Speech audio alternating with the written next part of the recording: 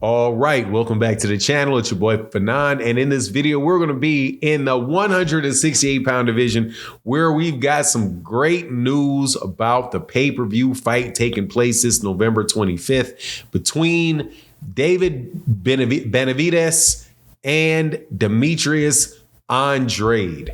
And a person that maybe add some things that have been added to this card that could make it one of the best pay-per-views that we've seen in a long time. This trend of Showtime pay-per-views it's excellent. It's turning into like that time of Don King. Gotta love it. Let's talk about that in this video.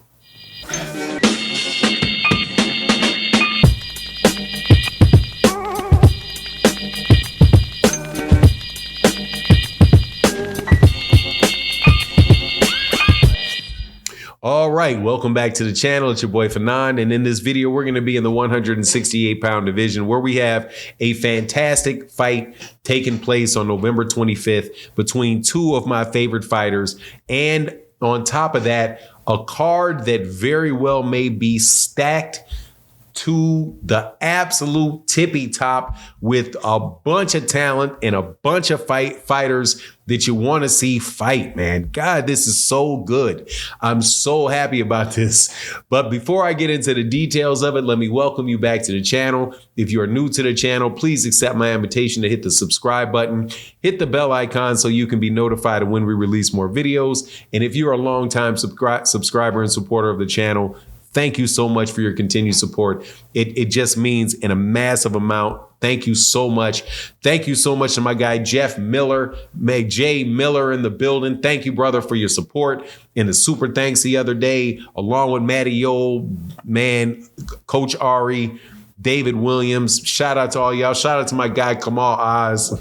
Yeah, I'm going to say what's up to you no matter what. What's good with everybody that comes by the live streams and everybody that supports in the super thanks of videos like this, because it really is the only way. The support that you guys give is essential to the continuing to do these videos. So thank you guys, and thank you a millionfold, and may your blessings return upon you a millionfold. But let's get into this, because I am super amped. So first, we got a fight card on November 25th that has David Benavidez on the card fighting Demetrius Andrade. That right there is a great fight, similar to another David Benavidez fight that was done when he fought Caleb Plant earlier this year.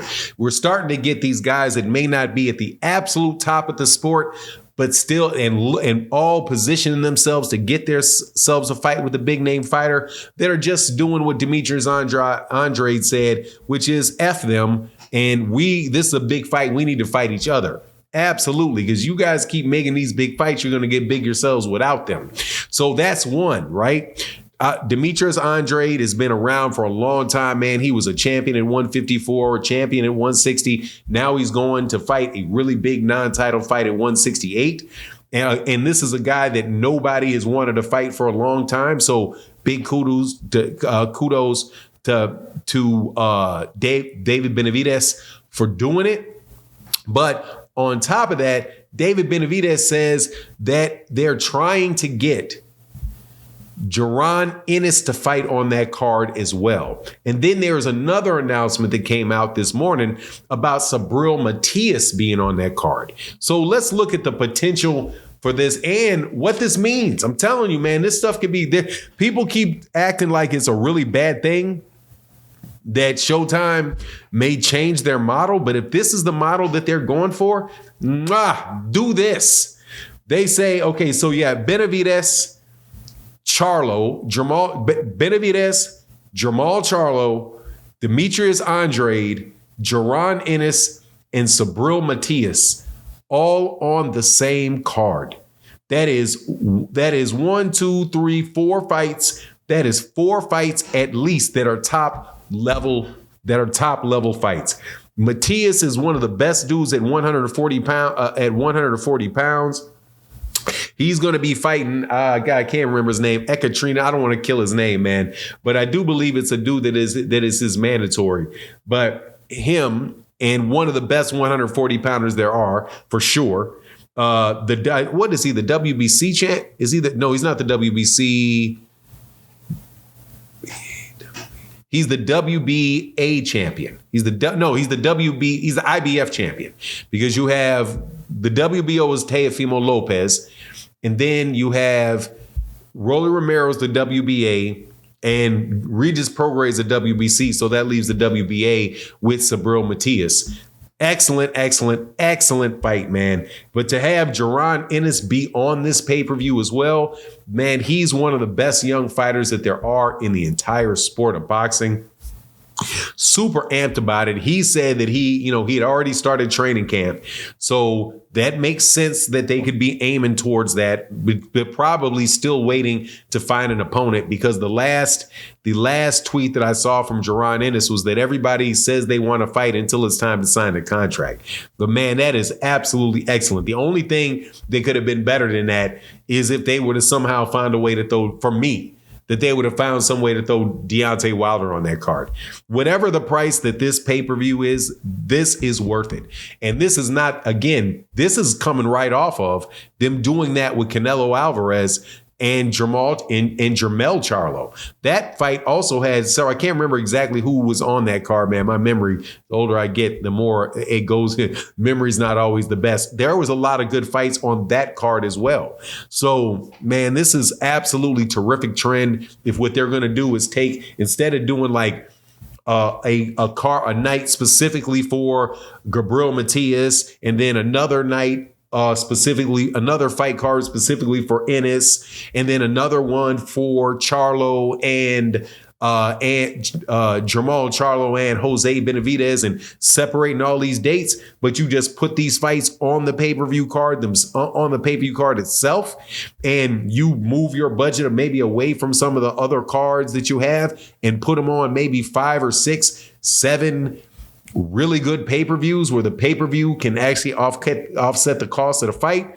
Man, I like this pay-per-view model, really, because I'd rather do this than have a bunch of fight cards where it's, okay fight cards with one good fighter on that you want to see. Even if not all of these fights have the person that you're seeing fighting against somebody that is just, out of this world, I'll still take it. Still definitely take it, because I get to see them, right? And then hopefully we'll get the same thing, because we also had that take place on Errol Spence Jr. card with when he fought Terrence Crawford.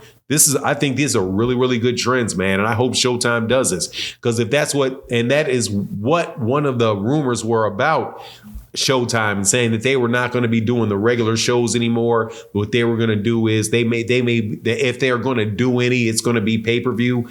Well, if what they're going to do is this type of pay-per-view on a regular basis, I'll take it. Absolutely, positively. And in a way, I think it really works for boxing, because it's kind of like what you would see if there was fewer sanctioned bodies. Because if there were fewer sanctioned bodies, you'd see more of these fighters fighting each other, because they would have to be in the rankings. This is similar to that scenario, because if you have fewer fight dates and people have to get on fight dates, then they're going to get on those fight dates, and they're going to get in those fight dates, whether they're the second, third, or the fourth guy, before the main event. So, man, I'm looking forward to this. I think that is great news for boxing. I hope they continue to do that moving forward. But anyway, that's my take on the matter.